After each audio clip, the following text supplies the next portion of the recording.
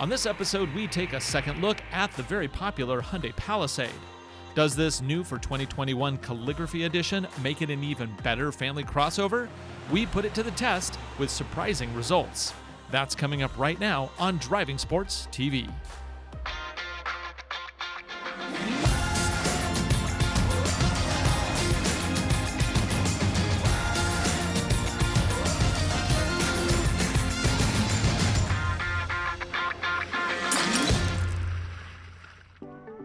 This is the new 2021 Hyundai Palisade Calligraphy Edition.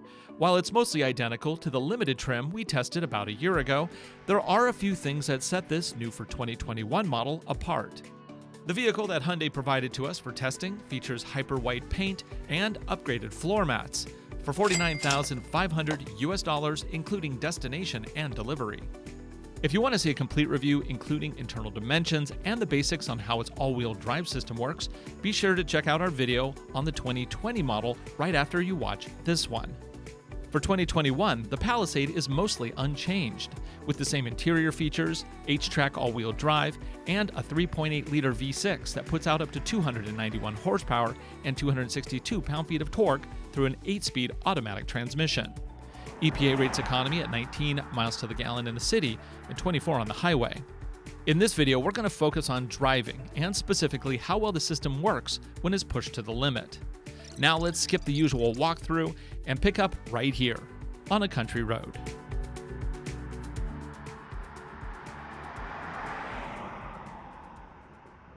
So this is supposed to be the new Calligraphy Edition. It's supposed to be a high-end version of the Palisade, and it's supposed to offer me luxury unlike I've seen before in a Hyundai. This looks exactly the same on the inside as the Limited I had last year. The quilted interior, the leather on the seats, the leather on the door panels, even the microfiber headliner is identical. Heck, this pattern's identical, this inset's identical. The only details that I'm really seeing that are different are in the head unit. And they're kind of surprising ones. First off, Apple CarPlay doesn't take up the full screen anymore. It did on the Limited. And then there's also, when I switch drive modes, it animates them in the main cluster, but it does not animate them over here anymore. Again, not a big deal, just why? What causes these differences? I couldn't find anything in setup that would allow me to disable animation in the middle console. So they clearly have done something to this head unit to make it slightly different. And in doing so, it seemed to have lost its tie to the drive modes. That said, on the outside, there are some differences. This has a different grille, different wheels, there's an extra cutout by the front headlight, and the rear brake light is higher and wider. This one is pre-wired for a brake controller for a trailer, though it does not come with the hitch. So if you need to add a hitch, the wiring is back there already for towing. So if you want to do towing, this may be a good option for you. But you'll still have to add the hitch.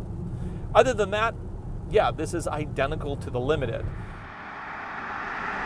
Driving the Palisade is always a good experience. I really like this as a crossover, and I like its cousin, the Kia Telluride, as well. They're both just really great offerings in this classic car. Now, would it be my first choice if I was to go on extended trips down mountain trails? Absolutely not.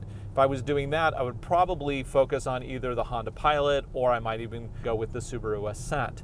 The thing with this one is it's much more of a street-going crossover. That's because the suspension is a little bit tighter than some of the other cars. Also, it doesn't really have any off-road modes. It does have individual wheel braking to help distribute power around the system, but it's not as aggressive as some other vehicles. Like the Subaru will definitely be very quick to shuttle that power around, as are the Mercedes vehicles.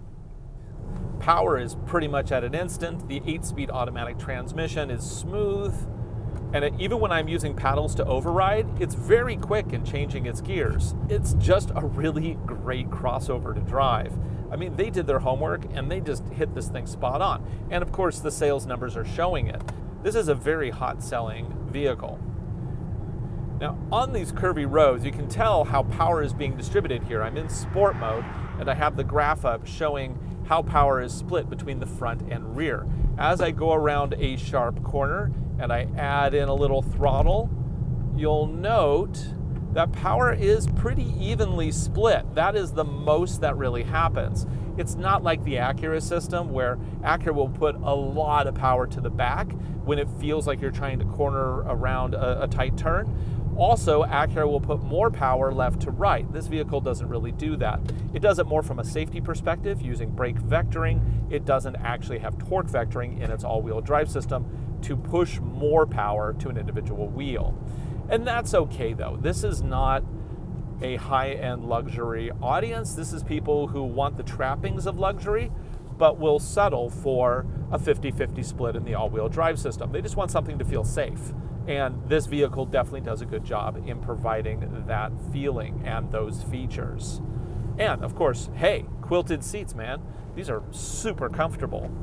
And the heat comes on hot, and I also have ventilation. And not just up here, but also in the second row, making this one a favorite for kids everywhere. When we tested this vehicle last year, I did do a 0 to 60. However, that was before we were using a GPS timer. So I'm gonna go ahead and redo the 0 to 60 with this one so we can get an accurate time to compare against all the other vehicles that we test. I'm coming to a complete stop, making sure our drive mode is in sport, which it is. Nothing else really to do here. So 3, 2, 1, go. Whoa, feel that little wheel spin. Full power to all 4 wheels. And 7.55 seconds. Now when I timed it last year using our looser method of timing, I came up with 8 seconds. That's pretty great. I like that. 7.5 seconds, spot on. Today we're going to go to a new location. Now this is a location that I have only seen a photo of. A friend of mine posted a photo to Facebook. I'm like, that location looks cool. Tell me where it is. He sent me a pin, and we're heading there now. That's the story. Now, what I expect to see up there are some dirt roads, but I also hope to find some snow. Now, he posted the photo a few days ago. There was plenty of snow at the time. It has been raining and it's been a little bit warmer, so hopefully there is still some snow there because we have not tested HTRAC in the snow yet. I know it's late in the season, but you know, I think we should be able to get some useful information out of it nonetheless. Okay, so let's head on into the forest and see what this Palisade can do.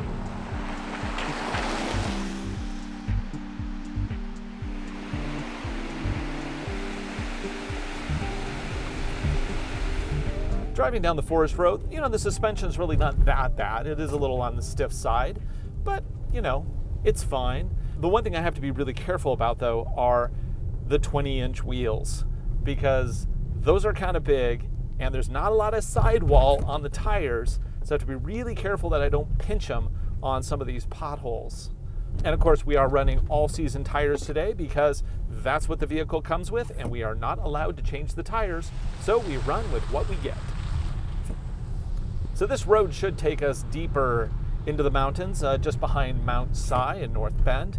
You might know of Mount Si as one of the mountains in the scenes for the intro to the show Twin Peaks back in the day.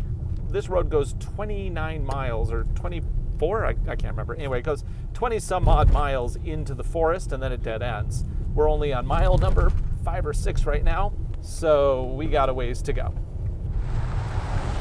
The all-wheel drive system is engaging all the time, and it is being really aggressive and sending some of the power to the back. So I can feel it's kind of creating a more neutral handling situation than you get on some systems that are, you know, more stingy about sending power back there. And that's a good thing. That's a real good thing.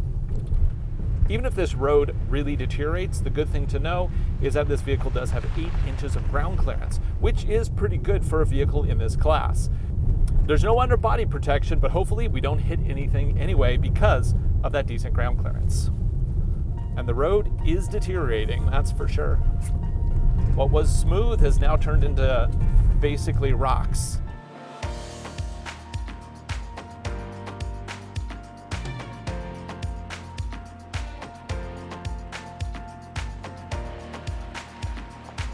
Okay, it does appear that we have found what we are looking for, snow. And this is the tough stuff. This is late in the season, mostly ice, slushy, It's 42 degrees, so it's all melting, which means that when we actually do get snow under our tires, it's going to be the worst of the worst, which is excellent. So the goal here is to basically get 4 patches of snow under the tires, 4 really good ones, so we can see how this HTRAC system responds when it loses grip on all corners. Wow, we are surrounded by snow now. I think this is the place.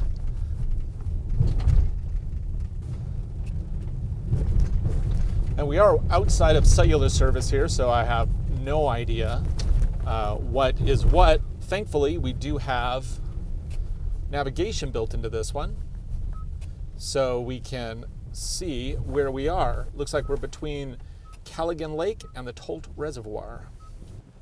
I do believe I see a snow turnaround that will be absolutely perfect for what we're attempting to do today. So let's take a look at this.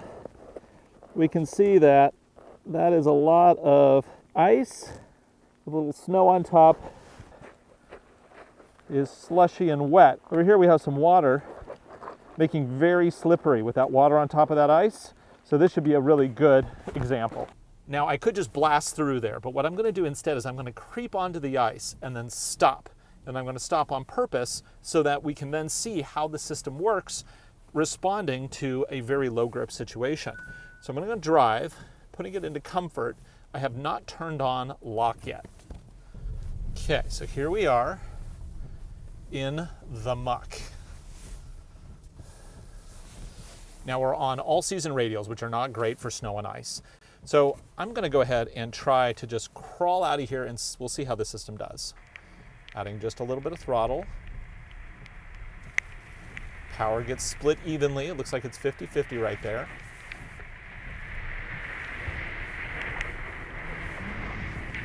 And yeah, no problem.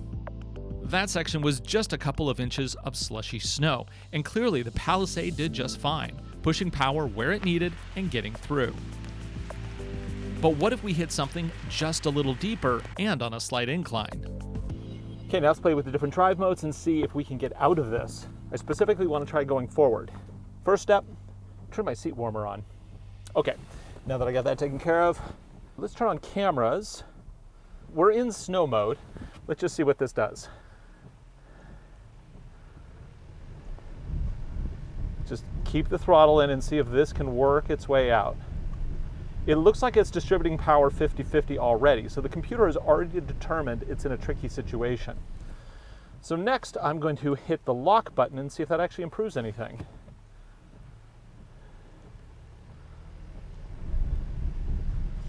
I'm just going to keep the throttle in. I'm at about 20% throttle right now, and we should see the wheels jerking around and doing their dance. And I'm not doing anything, I'm just keeping the throttle at about 20%. It's telling me that I'm going 5 miles per hour. It's trying to push a little more power to the front. Let's try it again. Okay, I feel it's getting something, is it gonna do it? Is it gonna do it? I'm doing nothing. I'm just keeping the throttle in. I'm adding more speed, so I'm at 14, 15, 12 miles per hour. Is it gonna do it? Is it gonna figure it out? Or is it just gonna shut down and park for me? What the hell, man? Like the car, it just shut down.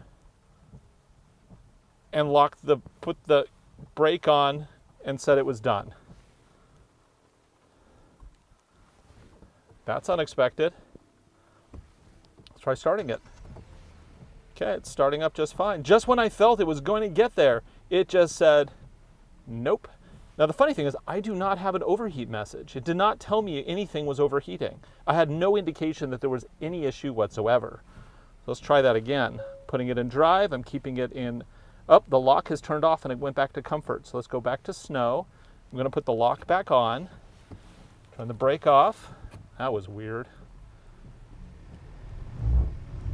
Feels like it's working it. I feel like it wants to work it. I feel like it's trying to do it. Come on, are you going to do it? I just have the throttle at about 20%. Maybe a little less because it only says I'm doing 1 mile per hour. Go more throttle. No. Okay, let's try a little rocking motion, which is a little throttle on. See how we're kind of pulsing forward? Without failing, I'm now going to back up a little bit, go a little reversed, and then try to charge through it. Okay, it was so close. Oh, still not there. Thought it had it, but I guess it didn't. A little reverse, and a little drive.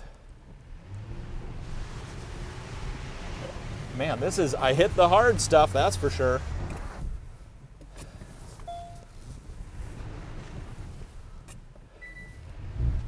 Go reverse and then drive. Whew.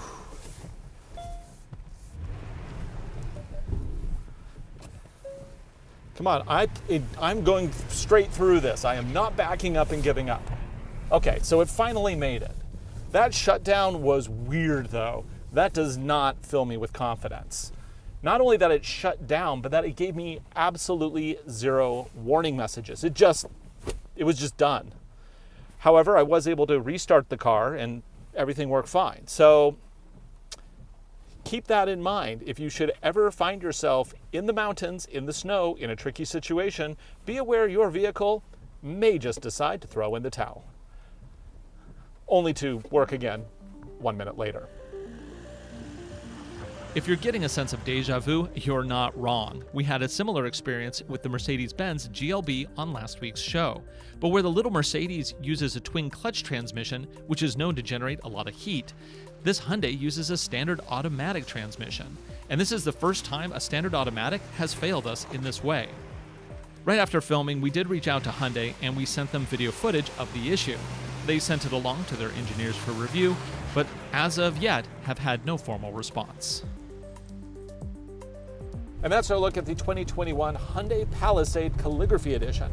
It's, an interesting vehicle around town. Unfortunately, that shutdown in the snow causes me pause to recommend it. For Driving Sports TV, I'm Ryan Douthit. Thanks for watching. Be sure to subscribe, leave a comment, talk to us, tell us what you think. We'll see you again right here next week.